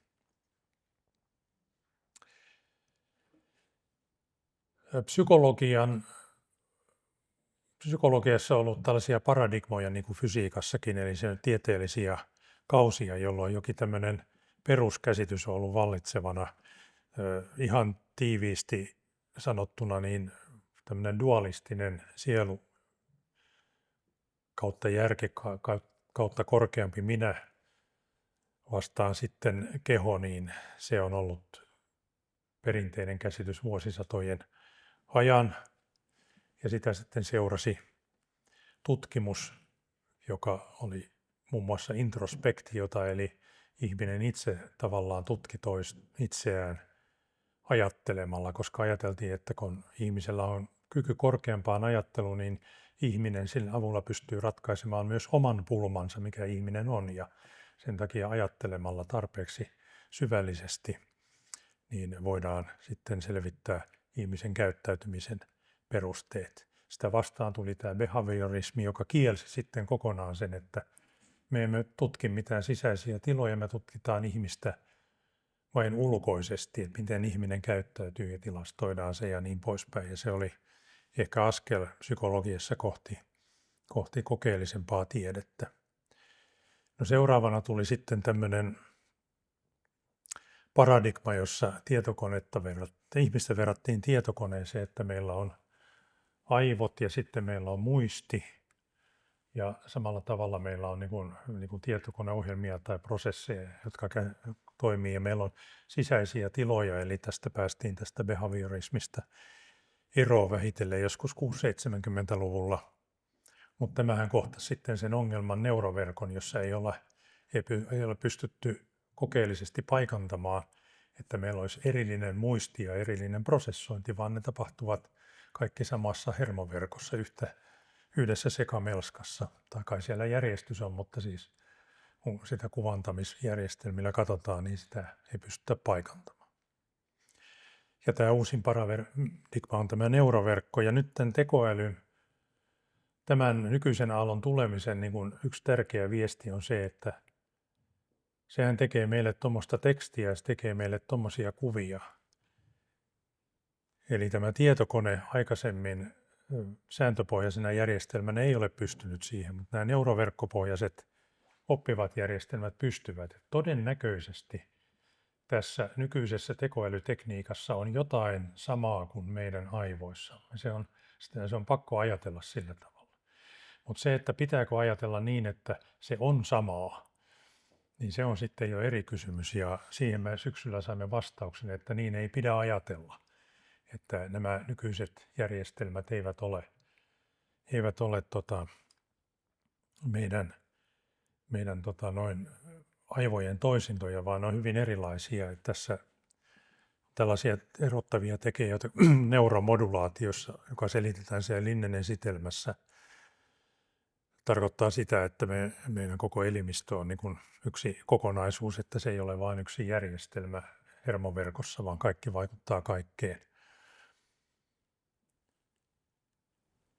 Meillä on perinnöllisyys, joka luo meille tietyn pohjan tähän oppimiseen. Esimerkkinä siitä on luonnollisen kielen oppiminen, että vauva oppii sen kielen, minkä parissa se kasvaa, mutta oppii kyllä hyvin suuressa osassa tapauksia jonkin kielen. Että suomalainen vauva oppii kiinan kielen, jos hän kasvaa kiinalaisessa ympäristössä ja päinvastoin. Sitten on tämä ihmisen vuorovaikutus ja kulttuuriperinne. Tätähän tämä tekoäly ei pysty tänä päivänä tekemään. Googlen tekoäly ja ChatGPT eivät keskustele keskenään sillä tavalla kuin ihmiset keskustelee ja opit toisiltaan. Tämmöinen on varmasti tekoälyn tekijöiden haaveena, mutta tänä päivänä se ei onnistu. Ja sitten tämä toteutustapa, se on tekninen toteutustapa on digitaalinen, mutta meillä on sitten sähkökemiallinen hermosto. Ja siitäkin varmasti seuraa aivan suuria eroja. Ja sitten on tämän tietoisuuden merkitys ja vaikutus, että onko tämä tietoisuus ollenkaan, onko se tästä maailmasta vai eikö se ole. Siitä on monia kantoja olemassa.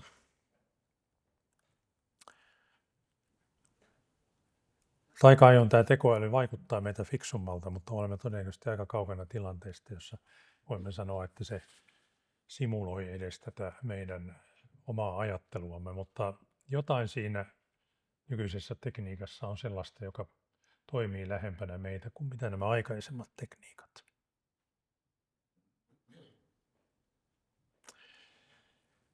Sitten on tämä kysymys siitä, että tulevaisuudessa kehittyykö tämä,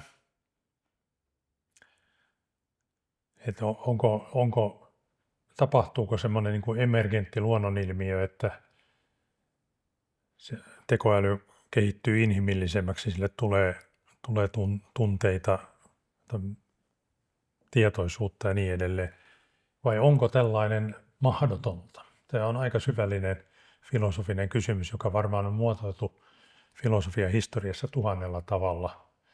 Että miten pitkälle me pystymme niin kuin tällaisin teknisin keinoin tavoittamaan ihmisen vai onko meillä sitten jokin sellainen ydin, joka on tavoittamattomissa? Voidaanko me koskaan ymmärtää ihmisen syvintä olemusta?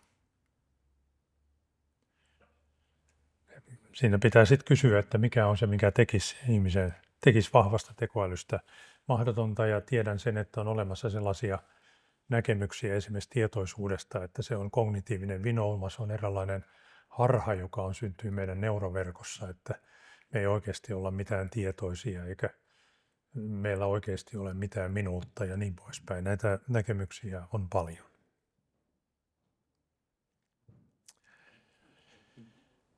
Ja tähän liittyy sitten myöskin luonnonfilosofia lähinnä oleva kysymys se, että tämä loogis-matemaattinen ihanne, että jos meillä järkeilykyky perustuu logiikkaan, niin, ja me pystytään ilman logiikkaa tekemään parempaa järkeilyä kuin mitä olemme aikaisemmin pystyneet, niin tämä on kyllä aika mielenkiintoinen kysymys.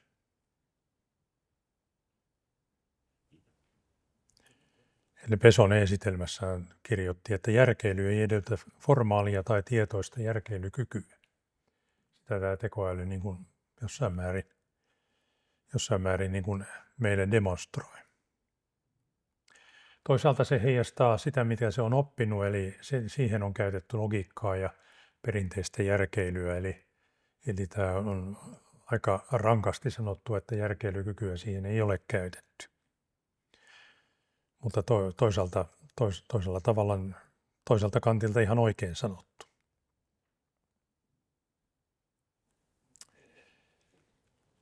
Eli tässä on nyt esimerkki siitä, että mitä tämä haastaa meidät ajattelemaan. Se alkuperäinen kysymys oli, että onko tässä teknisessä kehityksessä mitään semmoista filosofista mielenkiintoista, ja yritin noilla esimerkkeillä kertoa, että ainakin omasta mielestäni on paljonkin asioita, joiden äärelle tästä päästään, että meillä ei nyt ole mitään superälyä käytössä, mutta me ollaan saatu tavallaan uusi näkökulma tarkastella näitä perinteisiä ihmisluontoa ja tieteellistä maailmankuvaa koskevia kysymyksiä. Emme ole ehkä uusia kysymyksiä saaneet, mutta olemme vanhoihin kysymyksiin saaneet uuden näkökulman.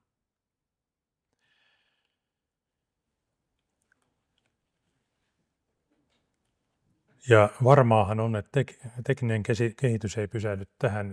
Nyt semmoinen kuva tulee noista esitelmistä ja myöskin siitä, mitä aiheesta kirjoitetaan tänä päivänä uutisissa, on se, että me otettiin yksi semmoinen jyrkkä hyppy opettamalla tekoälylle tätä internetin sisältöä melkoisessa määrin. Mutta nyt kun se on tehty ja se sisältö on tavallaan siinä mielessä ehtynyt, niin nyt meillä ei ole sitten vastaavaa hyppyä ehkä edessä, vaan tässä on sitten sellainen teknisen kehityksen niin kuin hienosäätövaihe, että me saadaan parempia järjestelmiä, joiden kanssa me voidaan keskustella tai joita me voidaan käyttää apuvälineinä, mutta ehkä semmoinen suuri harppaus ei ole heti kohta edessä. Kukapa tietää, vaikea ennustaa. Mutta näinhän se on, että meille tuli älypuhelimet, mutta nyt tänä päivänä, kun valitsette uutta älypuhelinta, niin kyllä ne on aika lailla samanlaisia ja ne on aika semmoisia marginaalisia, mitkä erottaa niin kuin puhelimet toisistaan. Ne kehittyy koko ajan pikkuhiljaa, mutta ei mitään järisyttävää tapahdu. Ja luonnonfilosofia jää kyllä henkiin. Minä kysyin ChatGPT:ltä, mitä on luonnonfilosofia. Ja pitäisikö sanoa se vai hän vastasi, että kertomalla pitkän historiallisen katsauksen kreikkalaiseen luonnon ja keskiajan luonnonfilosofiaan, joka oli ihan relevanttia, järkevää historiatekstiä, mitä täällä meilläkin ollaan monta kertaa kuultu, aika yleisluontoista tosin, mutta ihan oikein. Olisi esimerkiksi hyvä lukion historian opiskelijalle. Mutta yhteenveto on tämmöinen. Ja tämä on suorastaan ylevä teksti, jonka kannattaa painaa nyt joulun ajaksi mieleen. Vaikka luonnonfilosofia ei ole enää tieteellisen tutkimuksen keskiössä, sen perintö elää tieteen filosofiassa ja monitieteisessä tutkimuksessa. Filosofit pohtivat edelleen luonnon perimmäisiä kysymyksiä, kuten tietoisuuden luonnetta, fysiikan peruslakien merkitystä, ja ihmisen paikkaa universumissa. Luonnon filosofia toimii edelleen innoittajana tieteen ja filosofian rajapinnassa. Olemme saaneet sieltä tehtävän jatkaa ja tämä on se meidän kaavio.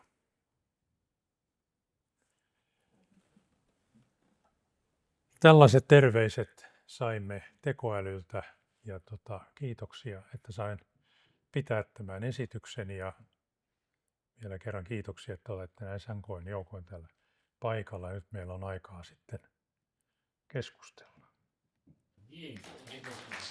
Kiitos.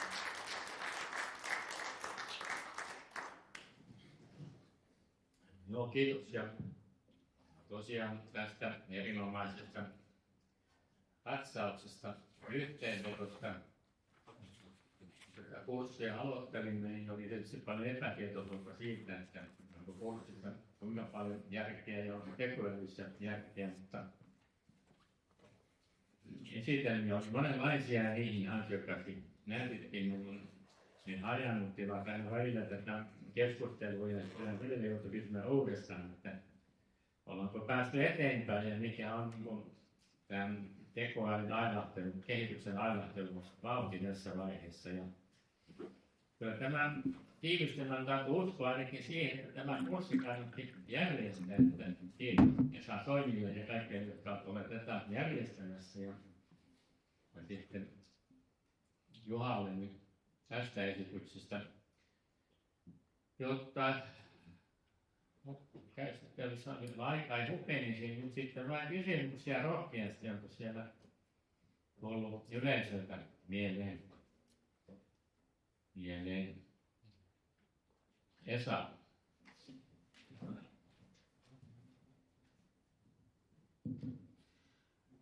Juha, tosi paljon kiitoksia. Hyvä kumarus tästä yhteenvedosta. Yleensä kun yhteenvetoa on, niin hän tiivistää sitä, mikä on aikaisemmin usein ehkä vain kertaavat sitä, mutta tässä analysointiin tosiaan terävästi ja tuotiin niin tiivistettyä, mutta myöskin tuotiin uusia ajatuksia, niin ajattelemaan. Se oli tosi ansiokasta. Ja se, mikä tässä nyt ehkä jäi niin kaikkein itselleni kaikkein tärkeimpänä on tämä ymmärrys. Jos me ajatellaan tieteen kehitystä, niin vähän mutkia suoristaan, niin mehän on koko ajan niin pyritty ymmärtämään enemmän maailmaa ympärimme itseämme. Mutta nyt tuntuu siltä, että nyt on tullut tällainen epäjatkuvuuskohta tähän, koska tämä kielimalli tai tämä nykyinen tekoäly, se kyllä tuo tuloksia.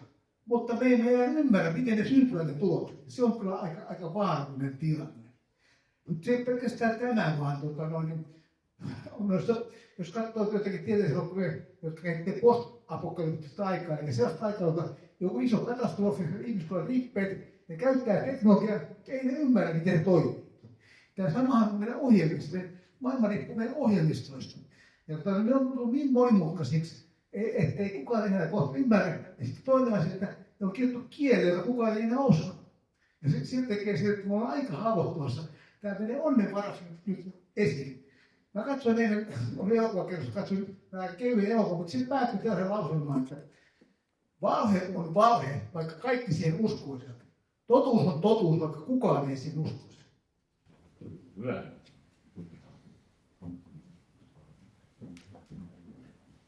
Niin, on muita puheenvuoroja. Ja ole hyvä. No tuo äskeinen reaktio, niin varmaan puhuisi jotenkin siitä, miten inputista tulee output. Mainitsit tämän jossain vaiheessa. Mutta tuli mieleen tämä, että jos tunnetaan output, niin koska me ollaan tilanteessa, että me päästään sinne lähtökohtaan ja siihen tapaan, miten pitää toimia, että se output saadaan aikaiseksi.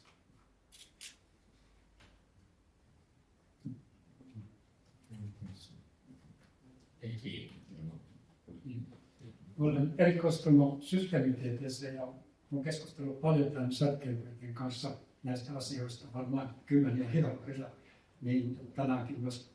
Niin mä olen ehdottanut, että systeemitieteessä tiede on semmoinen kumppani tekoälylle, että ne kahdessa toinen toisiaan täydentäisivät. Siihen palataan myöhemmin 3 kuukauden päästä. Joo, tämähän on tämä tekoäly. Tavallaan siinähän on tällainen niin kuin algoritmi, joka lähtee tavallaan niin kuin taaksepäin silloin, kun se luo näitä esimerkiksi kuvia. Mutta se ei ole varmaan ihan samaa, mitä tarkoitit tuossa kommentissa. Mutta toisaalta näillä yritetään ratkaista sitten tämän tyyppisiä asioita, että mitä pitäisi tehdä ja mitä kannattaisi tehdä. Että kyllä tämä on tämmöinen, jos siellä on joku aukko välissä, että ei sitä ymmärretä, niin kyllä se tulee aika hankalaksi.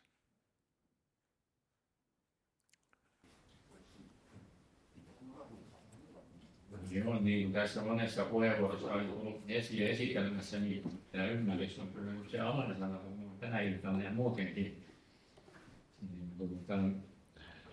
Sehän otit esimerkkejä tieteen puolelta, luonnontieteen puolelta, niin ilmastonmuutoksesta ja sitten kvanttifysiikasta ja näin päin pois, mutta sitten siirryt myöskin filosofisempiin kysymyksiin ja tähän selittämiseen ja ymmärtämiseen erokysymyksiä, joita itse asiassa Suomen filosofiassa on aika paljon pohdittukin teorien riippuvuudessa tanssukkaasti. Niin tietysti perustasolla sitä ymmärtämistä kuvaa tietysti se, että useat selitykset saadaan nivottua yhteen, että niistä syntyy kokonaiskuva maailmankuvan tasolla, niin kuin esiinkin jo. Ja sitten mutta tämä tieteiden hierarkia tässä tulee tietysti esiin niin, että kuljetaan kohti ihmistieteitä ja humanismia ja joudutaan ylittämään tätä kahden kulttuurin kuilua ja sillä lailla siirrytään niin luonnonfilosofiankin puolelle, että se on filosofia eikä vaan luonnontieteitä tai luonnontieteen filosofia. Ja tuo ChatGPT, se luonnonfilosofiasta oli tavattoman mielenkiintoinen, koska se muistutti meidän omaa seuran määritelmää aiheesta monessa kohtaa, etenkin siinä, että siihen kuuluu haaste ymmärtää ihmisen asema universumissa. Universumi on silloin se luonnontieteellinen puoli tavallaan. Sehän on syötetty tekoälylle se määritelmä. Aivan, joo, kyllä. Tekoäly on sen löytänytkin jostakin jo keino. Voisitko selittää, miten sä näet tuossa kuvassa kaiken kaikkiaan? Mitä mä näen siinä? No, mä näen siinä ihmisen keskiössä. Tietenkin tämä käsky, jolla tämä kuva tehtiin, niin oli piirre luonnon filosofi, niin totta kai siinä on, mutta siinä on ihminen ja maailma ihmisen ympärillä. Siinä on erilaisia, siinä on luonto, näkyy tuolta ikkunasta ja tuo hirmuisen suuri planeetta, joka tuollaisena varmaan on jo suurempi tieteellinen ongelma, jos tuommoinen taivaalle tupsahtaisi. Ja siitä on muutenkin näitä planeettoja ympärillä ja tuommoisia mystisiä monikulmioita tuossa seinällä kuvaamassa niin kuin abstrakteja ajatuksia. Tämmöistä siinä tulee mieleen. Siellä on pulloja ja kynttilöitä, mitä ne on luonnonfilosofiassa. Jaa, se on hyvä kysymys. Ehkä se on sitä, että täytyy olla joku lämmitys, mutta siellä on muuten lämpöpatterikin tuolla ikkunan alla. Että. Joo. Niin, eikö hän nukkunut uunissa? Talvisin, joo. Kyllähän tuo saa kommentoida, niin aika kiintoista kuvaa se muistuttaa Kopernikuksen työhuonetta, jossa olen käynyt Puolassa, Krakovassa ja siitä joku mainitsikin täällä esitelmissäkin Kopernikuksen työhuoneesta. Mutta siinähän oli maapallot sitten ja Kopernikus oli vielä platonistisia kuvioita sitten niistä sisäkkäisistä Platonin kappaleista. tärkeä osansa siellä, mutta myöskin tuo muistuttaa kyllä hieman kirkkoisien kuullaan, että se on semmoinen vähän niin kuin teologistieteilijä kyllä minun mielestäni, mutta niin meidän seurakin on harrastanut myöskin tätä Jumalan käsiä pohdintaa. Mulla ajatutti mieleen, että onko näin, että se, että mitenkä kukin ihminen suhtautuu tähän tekoälyyn, sillä on niin erilaiset vaikutukset ja merkitykset, kun siihen suhtautuu sillä lailla, että se näyttää tuottavan sellaisia uusia näkökulmia, joita niin kuin ehkä muuten ei olisi huomannut tai havainnut. Ja silloinhan se, niin kuin,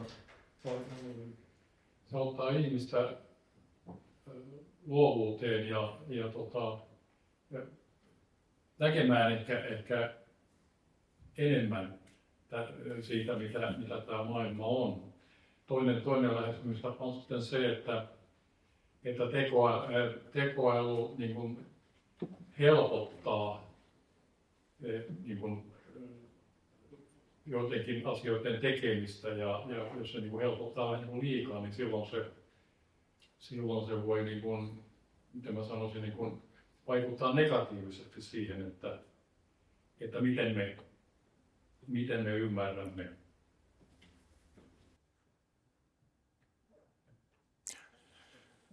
Joo, se on varmaan juuri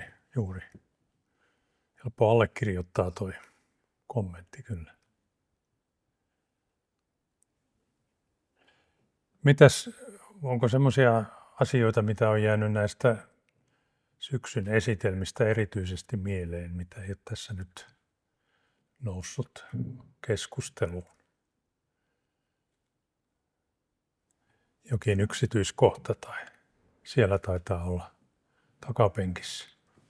Takapenkissä. Minulla varmaan ääntälähtee, niin voiko tekoälyn pohjalta sanoa, mitä voimia hyperpeliliikkeessä olevaan kappaleeseen kohdistuu? Sitä en tiedä, mutta sitä kannattaa kysyä. Tuo on hyvä kysymys sille.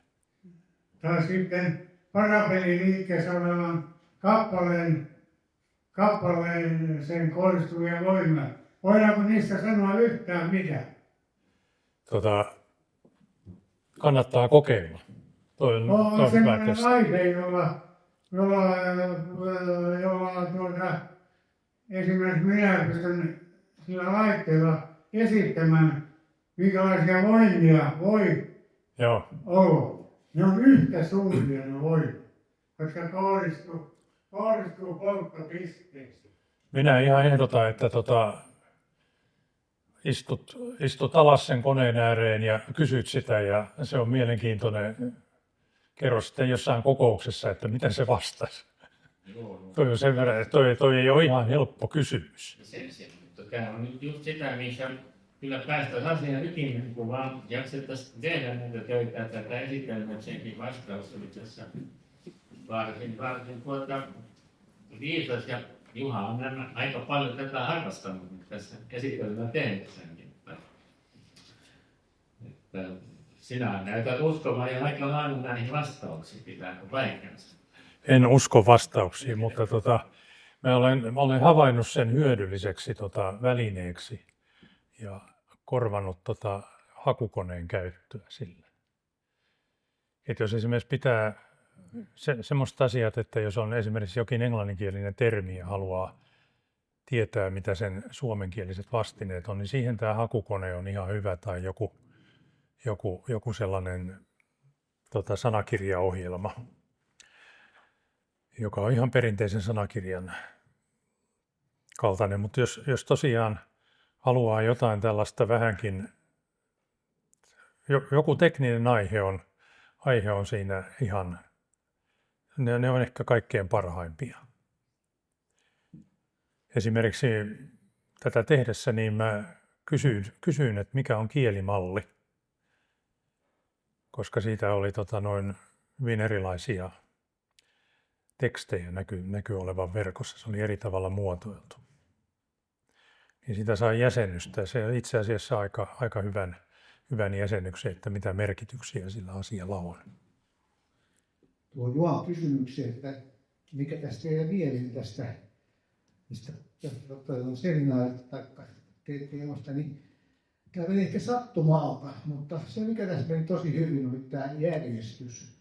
Se, että aloitettiin riippuen mystiikka pois tästä tekoälystä, että jos tuli nämä perusteet aika perusteellisesti käsitelty ja sen jälkeen mentiin niin käytännöllisempiin ja mentiin vähän eksoottisempiin, ja nyt tuli tämä erinomainen yhteenveto, että tässä suhteessa mä totean, että tämä oli hyvä järjestys, missä nämä esitykset tässä tuli tämän esityksen esiin. Joo, joku järjestys on ollut pitää.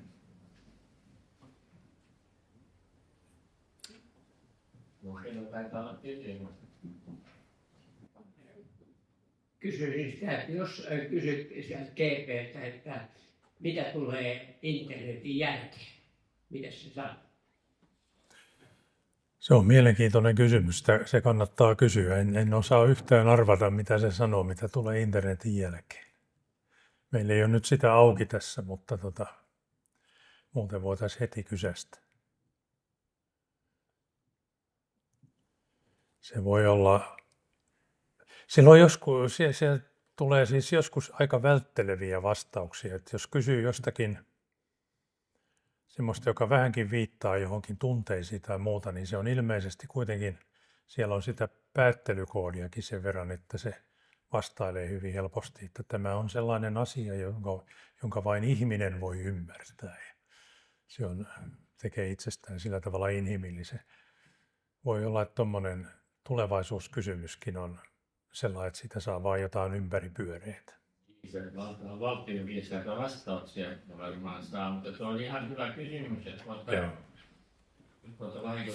mutta on auki, mutta jos ajatellaan internetin kehitystä, niin ensin se syntyy tämmöisessä kommunikoinnin ja tiedonhaun merkityksessä, mutta sitten se tuli paljon realismia, kun tuli Internet of Things ja sitten ruvettiin internetistä etsimään hyvinkin konkreettisia kuvauksia erilaisista laitteista, esineistä ja todellisuuksista ja eikä tuohon muut rendiä pysty sitä oikein kuvittelemaan muuta kuin, että internet on sen verran pitkälle kehittynyt ja integroitunut meidän yhteiskunta, eikä siitä eronnut päästä miltään osilta, se vaan kasvaa, niin integroituu tietysti sitten tekoälyn kanssa ja siitä tulee sitten semmoinen, niin kuin tässä jo varoitettiin, semmoinen kokonaisuus, jota ei voida unohtaa niin enää siihen määrin, kun joskus aikaisemmin on yritetty.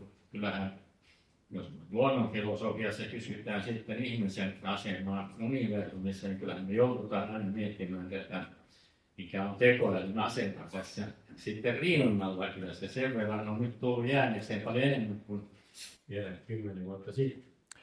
Tuohon äskeiseen vielä, niin siis se, mitä se vastaa, niin sehän tietenkin pohjautuu siihen, mitä ihmiset ovat pari vuotta sitten internetissä kirjoittaneet tästä. Eli todennäköisesti se ei ole kovin innovatiivinen se vastaus. Näin veikkaisin. Mä kysyn internetistä tässä, mitä tulee internetin jälkeen. Seuraavia mahdollisuuksia. 1. Metaversumi ja virtuaalitodellisuus. Sitten 2. Tekoäly ja automaatio. Tekoäly tulee todennäköisesti kasvamaan, mikä johtaa yhä enemmän automatisoitumaan yhteiskuntaan. 3. Ihmiskehon ja teknologian yhdistyminen, suojatut teknologiat. 4. Kvanttilaskenta. Uudet yhteys- ja tietoverkkojärjestelmät. Sitten sanon yhteenvetona voisi sanoa, että internetin jälkeen maailma voisi olla täynnä älykkäitä verkottuneita järjestelmiä, joissa rajat digitaalisuuden ja todellisten maailman välillä hämärtyvät. Miten ne ilman muutos tapahtuvat jää kuitenkin vielä nähtäväksi. Tulimmeko hullua hurskaamiksi? Kyllä se aika ympäripyöreitä vastasi.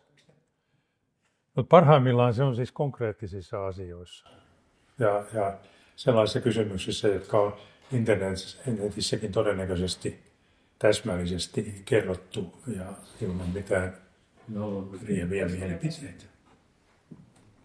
Mä olen tutkinut tieteenaloja aika pitkään, vuoden verran suurin piirtein kirjoittanut kirjan kaikille, niin mä oon huomannut, että silloin kun kysyy siitä moniluonteisia kysymyksiä, että mitä tapahtuu, kun yhdistetään joku ala A, ala B, tarkoituksessa C, niin se osaa taitavasti yhdistellä. Joo. Harvalla ihmisellä on kompetenssia kovin monelle alalle, niin täällä löytyy se kompetenssi. Niin, sehän on tavallaan kaikkien alojen asiantuntija, kun kaikkien alojen tieto on sinne syötetty. Tai se on opetettu sillä tiedolla. Joo, kyllä se monitieteisyys, mitä tässä sivuttiin aikaisemmin, niin se on varmaan yksi suuri avainjuttu, missä eteisyyttä voidaan löytää, kun saadaan tulkintaa.